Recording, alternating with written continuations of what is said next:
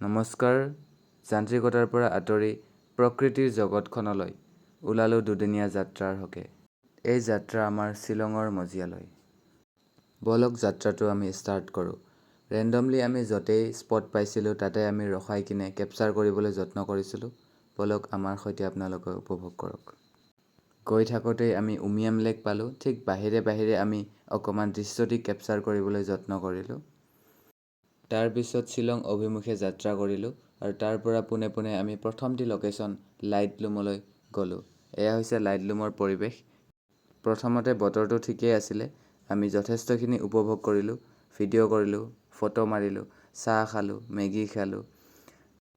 লাইটলুমৰ এই পৰিৱেশ, ডাৱৰ, বতাহ, পাহাৰ, পৰ্বত আমি উপভোগ কৰিবলৈ যত্ন কৰিলোঁ। খোজ কাঢ়িলোঁ, হাঁহিলোঁ, ফটো মাৰিলোঁ। হঠাৎ লাইটলুমৰ পৰিৱেশ সলনি হৈ গ'ল। পাহাৰ পৰ্বতবোৰ ডাৱৰে আৱৰি ধৰিলে। গোটেই পৰিৱেশটো ডাৱৰে ঢাকি ধৰিলে আৰু বৰষুণৰ উমান পাই আমি ততাতৈয়াকৈ আকৌ শ্বিলঙলৈ গুচি আহিলোঁ। শ্বিলঙৰ ফেমাছ পলিচ বজাৰ পায়েই আমি ৰুম এটা ল'লোঁ। সন্ধিয়া দুয়ো পলিচ বজাৰত ওলাই গ'লোঁ। চাওকচোন মানুহৰ কি সমাগম। একো নিকিনিলেও কিবা এটা যেন চায়েই ভাল লাগে। তাৰপিছতে নেক্সট ডে আমি ডাউকিলৈ ৰাওনা হ'লোঁ। ঠিক এপ্ৰক্সিমেটলি 80 কিলোমিটাৰ শ্বিলঙৰ পৰা। আৰু গৈ থকাতে হঠাতে আমি কিছুমান ভিউ পইণ্ট পালোঁ। ভিউ পইণ্টত ৰখিলোঁ, অকণমান দৃশ্যটি উপভোগ কৰিলোঁ। চাওকচোন কি ধুনীয়া পৰিৱেশ, কি ধুনীয়া দৃশ্য। দৃশ্যটিৰ সৈতে অকণমান ভিডিঅ' ফটো ল'বলৈ যত্ন কৰিলোঁ, আগন্তুক স্মৃতিৰ কাৰণে। তাৰপিছতে আমি ডাউকিলৈ যাত্ৰা আৰম্ভ কৰিলোঁ। এয়া হৈছে ডাউকি ৰিভাৰ তথা উমগট ৰিভাৰ। ইয়াত আহিলে আপোনালোকে ব'টিং কৰিব পাৰে আৰু ধুনীয়াকৈ পৰিৱেশৰ আমেজ ল'ব পাৰে। আৰু এই নদীখনৰ মূল বৈশিষ্ট্য হৈছে এই নদীখন যথেষ্ট ক্লিন আৰু ট্ৰান্সপাৰেণ্ট। আমি দুয়ো ব'টিং কৰিলোঁ আৰু মই দুআষাৰ ক'বলৈ যত্ন কৰিলোঁ। নমস্কাৰ, আজি আমি আহিছোঁ এয়া সৰু বাৰু মই ডাউকি ৰিভাৰ। ভাবিলোঁ ট্ৰান্সপাৰেণ্ট বুলি আহিলোঁ আমি বহুত খৰধৰকৈ। কালি আমাৰ লাইক শ্বিলঙত আহি একদম শ্বিলঙে আমাক স্কেম কৰি দিলে। বৰষুণ, বতাহ, বৰষুণ, ধুমুহা অৱস্থাত নাইকিয়া। আজি আমি ভাবিলোঁ ডাউকিলৈ যাওঁ। তাৰপিছত ডাউকিত আহি আজি দেখিলোঁ স্কেমটো বাৰু অলপ কমিলে। এতিয়া ডাউকি ফালে শ্বিলঙৰ বতাহটো নাই বাৰু, এতিয়া মৌচুমী বতাহটো। এতিয়া বিন্দাছ ইয়াতে ৰ'দ দিছে আৰু আমি অলপ নাৱৰ মাজত বিন্দাছ উপভোগ কৰি আছোঁ আৰু বাৰু মই। আৰু সেয়াই আৰু চাই যাওক। ট্ৰান্সপাৰেণ্ট ৰিভাৰ বুলি আহিছিলোঁ বাৰু, ট্ৰান্সপাৰেণ্ট ইমান নহয়, ৰিয়েলিটিটো অলপ বেলেগ। কিন্তু খুৰাই কোৱা মতে নৱেম্বৰ জানুৱাৰীলৈকে মানে ট্ৰান্সপাৰেণ্ট হয় বুলি শুনিছোঁ। সেয়াই আৰু ডাউকিৰ মহিমা। ইপাৰে আহি সৰু এটি নিজৰা আছিলে, ইয়াতে অলপ ৰখিলোঁ। তাৰপিছত আকৌ ব'টিঙৰ যাত্ৰা আৰম্ভ কৰিলোঁ। এয়াই প্ৰকৃতিৰ সৌন্দৰ্য, বুজিছা নাই? BEdৰ কাৰিকুলামখনৰ বাহিৰত ওলাই আহি অলপ নাৱৰ মাজত উঠি বিন্দাছ অলপ উপভোগ কৰিবলৈ যত্ন কৰিছোঁ। আৰু কিমাননো কাৰিকুলামখনৰ ভিতৰত থাকিম, অলপ বিয়ণ্ড দ্য কাৰিকুলাম আহিবলৈ চেষ্টা কৰিছোঁ।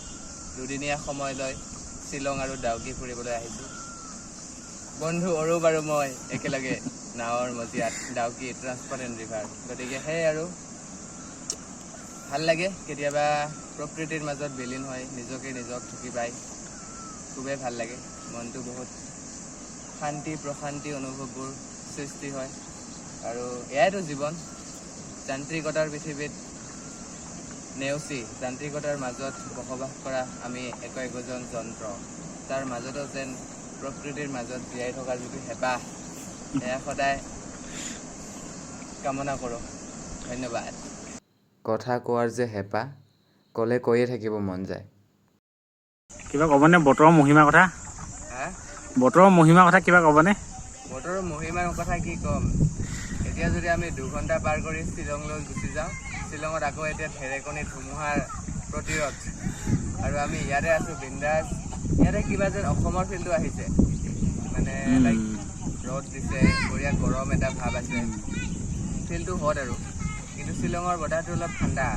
তাতে কালি গমেই পোৱা নাছিলোঁ আমি ডিচেম্বৰ মাহত আছোঁ নে মাৰ্চ মাহত আছোঁ, হয় নহয়? সেয়াই আৰু তাকেহে বতৰৰ মহিমাই কি ক'বা আৰু। আজি আমাৰ যাত্ৰাটো সমাপ্ত হ'বহি।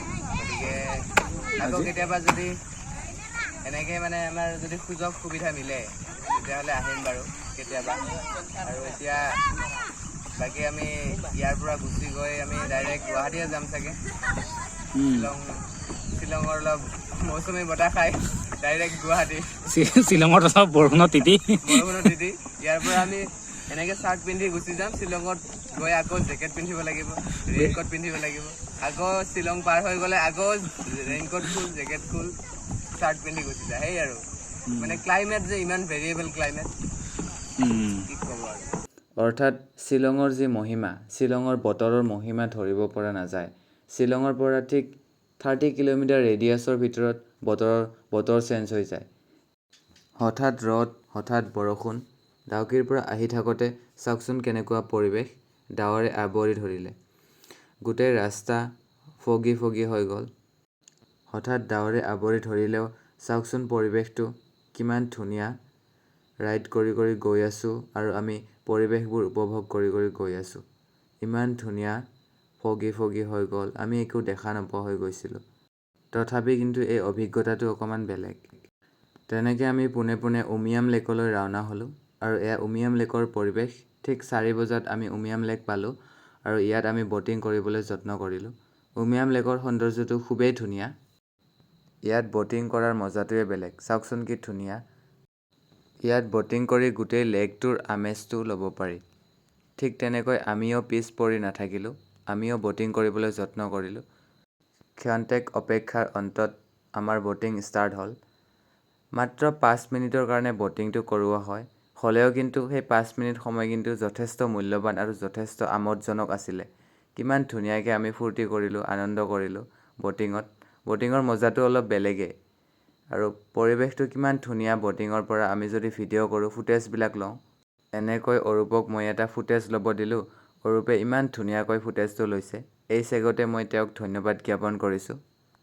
এনেকৈ আমি আনন্দ ফূৰ্তি কৰি আমাৰ উভতনি যাত্ৰা আৰম্ভ কৰিলোঁ।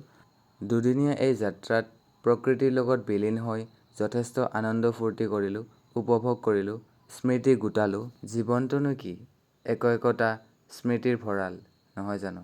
এই যাত্ৰাৰ সহযাত্ৰী হোৱাৰ কাৰণে আপোনালোকলৈ ধন্যবাদ জ্ঞাপন কৰিছোঁ।